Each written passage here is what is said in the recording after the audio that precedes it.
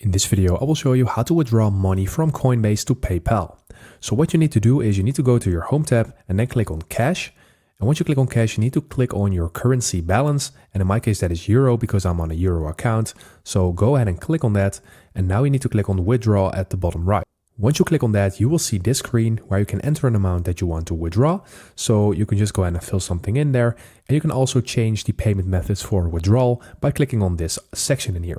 So I'm going to click on this. And now I can choose the options that are linked to my account. So I have my bank account linked, so I can choose this by default, but I can also add a payment method to get to my PayPal. And once you click on that, you will see a couple of more payment methods, and in here you will see PayPal.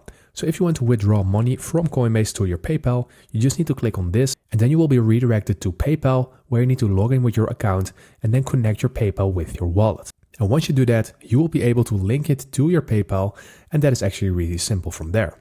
So I hope this video helped you out. Please leave a like and consider subscribing, and then I will see you in the next one.